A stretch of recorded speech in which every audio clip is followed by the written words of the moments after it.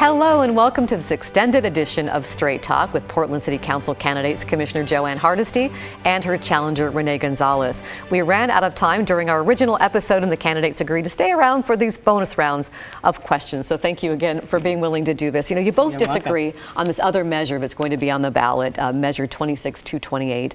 The measure changes Portland's form of government and its elections. And before we hear what you think of it, here's an overview of what it would do. It changes the current commission form of government to a mayor-city manager system where city council members work as legislators while the city manager would handle the administrative duties and oversee bureaus. The mayor would move to an executive role. That person could break a tie vote but have no veto power. 12 council members would be elected from 4 geographic districts with 3 members from each district. It would also change elections to ranked choice voting. And a commission of 20 volunteers worked on this for a year to a year and a half, really doing a lot of research, studying other forms of government in other cities and countries. But Rene Gonzalez, you've come out against this measure. Why? Well, fundamentally, it's a big experiment. We're combining multi-member districts with ranked choice voting, rarely done globally, and particularly in the United States. There are a couple overseas examples, but extremely rarely adopted in the United States. I think one of the challenges of our current form of government is we essentially have one big district with 4 commissioners elected in that district. That's citywide elections for city commissioner. And we're seeing a lot of the problems with that. You don't know who to call. You don't know who your outreach is to. And I think we're essentially exacerbating that problem. At the same time, it's a big experiment.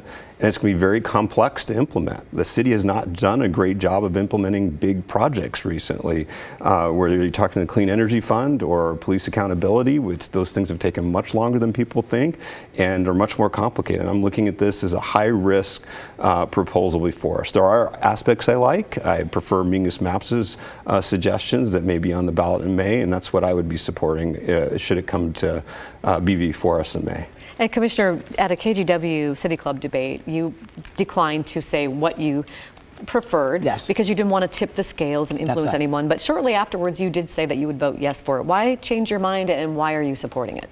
I'm supporting it because we recruited 20 diverse community members and gave them the resources and staff to talk to tens of thousands of Portlanders to develop a proposal on changing our government. I respect community participation. I respect when people dedicate and volunteer their time to help government solve big problems.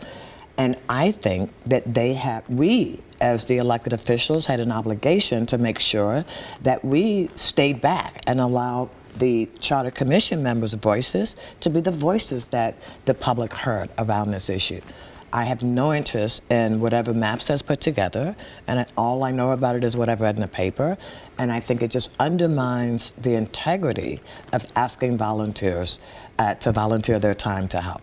Let's talk about a couple of newspaper editorials that split between endorsing both of you. And we'll start with the Portland Mercury's endorsement of Joanne Hardesty. And in its endorsement, the Portland Mercury says, yet there's one thing missing in Gonzalez's pitch to oust Sitting Commissioner Joanne Hardesty: solutions.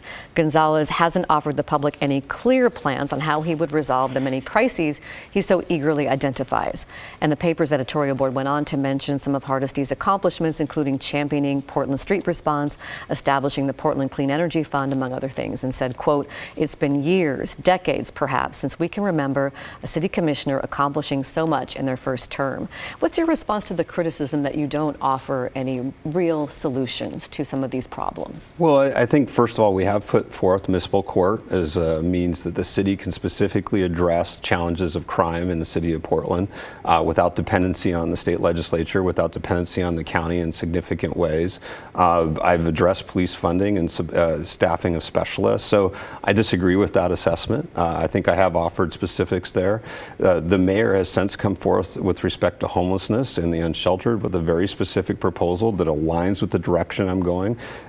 So at this point, I think that is by default going to be where I'm going to be focusing my energies in addressing the unsheltered. So at the end of the day, I think Portlanders want more than just ideas. They need level-headedness in city council. They need rhetoric that is calming, that gets at the facts, that looks at unifying us, and I think I bring that to the table. Now, the Willamette Week endorsed your opponent, Commissioner Rene Gonzalez, and it said, at times, referring to you, she's been a voice for the voiceless, but she's also dismissed those who've questioned her, alienated colleagues, and inflamed tensions when Portland needed a unifying presence. Perhaps most importantly, Hardesty has proven unwilling or unable to make a compromise with those who disagree with her, and that's why we're withdrawing our May endorsement. Portland's at risk of losing the fresh energy of newcomers who've elevated the city from a backwater. What's your response to their criticism that you don't compromise with people who you disagree with? I think that that is not true. I think that that's not true, and I think there is a desire to tone police women, especially black women. It is impossible for me to have changed the 911 system if I did not compromise, if I did not listen to people who disagreed with me. I have worked with 12 police chiefs and 6 police commissioners in my time in the city of Portland. I didn't get active when I decided I was going to run for office. I've been active for over 35 years working on these same issues. And so I will tell you that I don't care that men don't think I'm polite enough. I don't care that men don't think that I'm not conciliatory enough. We have true racial and economic inequality in this city, and just pretending it doesn't exist will not address those issues. Let me ask you, Mr. Gonzalez, another criticism that I've heard about you, that you don't represent change, that you represent the status quo, the traditional centers of power like police unions, business interests, real estate developers, and that Joanne challenges the status quo she was just talking about, gives voice to the voiceless. How do you respond to that? Well, you look at polling and how we did in the primary. We drew fantastically east of 60th, east of 82nd, east of 205. These are traditionally communities that are completely underrepresented at the city. These are our lowest income neighborhoods. These are often our most diverse neighborhoods. And they've galvanized behind me. They're drawn to my message and clarity on crime and homelessness. So if anything, we have a rather academic talking heads in the City Hall that are the power brokers in the city historically and in framing the issues. And what we're seeing is a substantial part of the city is not responding to that framing. So I actually, I wouldn't have gotten past the primary if I didn't have substantial support in East Portland, if I didn't have substantial support in far East Portland.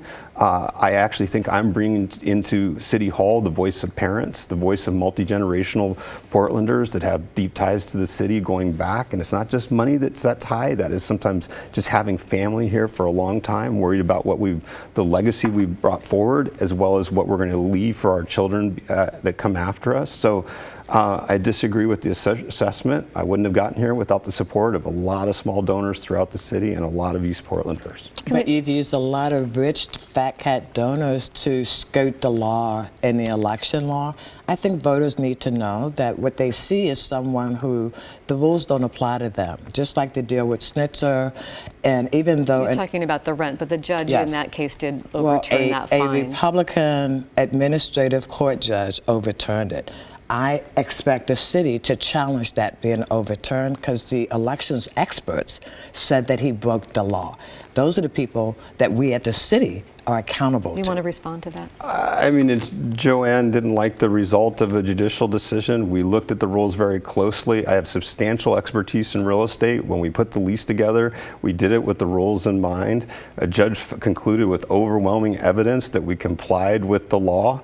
And so as much as Joanne would wish that weren't true, we complied with the law. And there are some weaknesses in the way the rules are written that I do think need to be revisited. I do think it can be clearer for candidate campaigns in the future. One last piece on this. Not only have we faced numerous instances of vandalism, both in terms of my family and in our campaign, we face threats. And it is essential, in my opinion, that campaigns be able to have campaign offices in small donor campaigns in the city of Portland. If anything, I think the rules need to be written to be even clearer that it's permissible. It doesn't mean you need a big space. The space was way too big for us, I mean, frankly. But we need campaigns to be able to have a safe place designated for their campaign that is not their home. That is for the good of democracy in the city of Portland. That is for the good of our processes and our elections here. I wish everybody else could get $250 a month rent in prime downtown. We could solve the homeless problem if everybody got $250. But again, this is an oversimplification, right? The property is zoned, and its certificate of occupancy is for office space. And first floor office space, there's an incredible excess downtown. There's also a shortage of affordable housing. Those two things can be true at the same time. Until we change our zoning, until we change how we convert properties from office to residential, it's not as simple as that.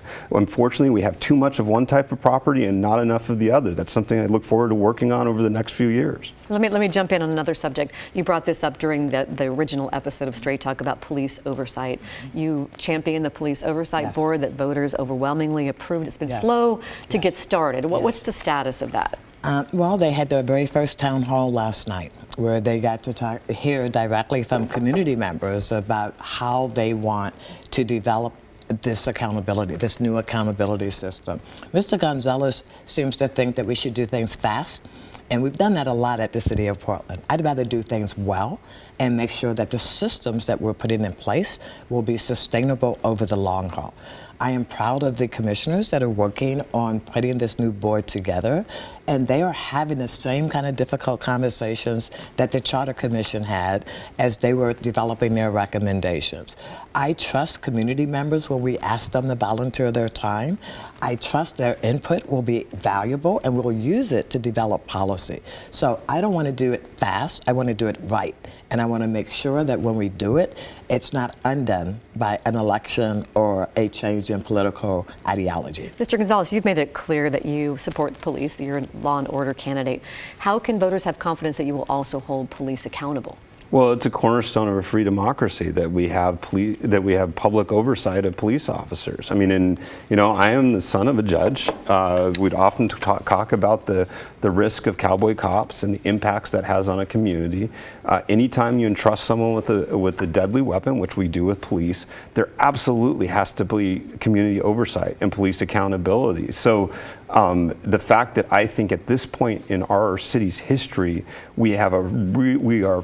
we cannot emerge from our situation without an ability to retain quality public safety officers and to recruit them. I do think our rhetoric has to change, but that's not an abandonment of basic democratic principles of police accountability and community oversight. I asked the commissioner earlier about bureaus, and you said you would take any bureaus that the mayor gave you, and you said you would take on the housing bureau. But Rene Gonzalez, if you're elected, what bureaus would you like to have? You've complained a lot about homelessness. Would you take the housing bureau? I mean, I think I have a substantial background in real estate development and finance, so I do think there's a place for my skill set there. I do think Dan Ryan is spending a lot of time and energy there and understanding where, what levers he can pull effectively and not. So I think I would be very happy to be helpful there, support that bureau. Anything involved in development, including permitting, BDS, I think those would all be good fits. And I really would like to be involved in ELPSIG, which again, this is a joint city-county oversight of criminal justice in the area. It's not a bureau per se, but it's an assignment that a commissioner or the mayor can have. And I'd be very, very interested in those pieces. And again, I'm a big fan of our parks. I've trained kids and taught soccer in our public parks. So maybe the Parks Bureau? Yeah, I'd love parks. We'll see what the mayor, what he assigns, because he may reassign bureaus after the election. We'll see what happens.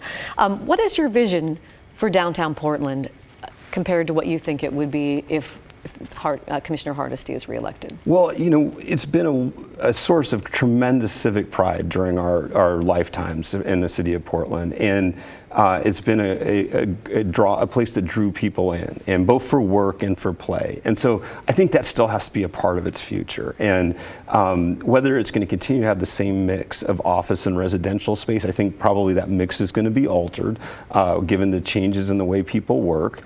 We need to reflect that reality in our vision. But I think it needs to continue to be a place where people go to have fun, to engage in the arts, to engage in music, to go cheer on the Thorns and the Timbers. And some of those pieces I don't think we throw away. I think those are great parts of what we've inherited. Other parts, we've got to get our public transit feeling safe and clean. So when people want to get back on the train to come downtown, we need to clean up our multi-use pathways that bring us into into downtown. So I think there's elements of embracing what we've inherited in the for downtown, but there's also going to be some pieces of altering that mix of residential and office. Commissioner, what's your vision for downtown Portland in the future, and how would it be different than if your opponent is elected? Let me say my vision is that downtown would be a place that people of all income levels could live, work, and play. Today, that is not the case. Downtown would be a mix of housing that people could actually afford to live in, and market rate housing and small businesses.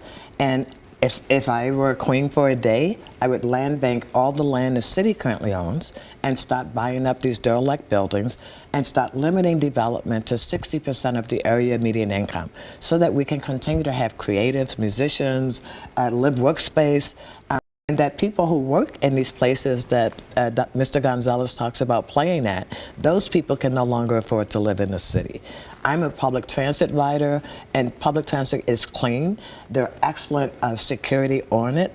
TriMet has done a great job of actually not having armed people, but very similar to the model of Portland Street Response, having people on that are helping people get their needs met on public transit. I ride public transit all the time. I think Mr. Gonzalez should get out of his car and try to ride public transit rather than the rhetoric that he's talking about. Well, I have to stop us there because we're running out of time. We have a newscast that we have to put on, but I want to thank you both for taking the time to be here on Straight Talk and for doing this bonus round. We really appreciate it. Again, Election Day, Tuesday, November 8th. Thanks for joining us.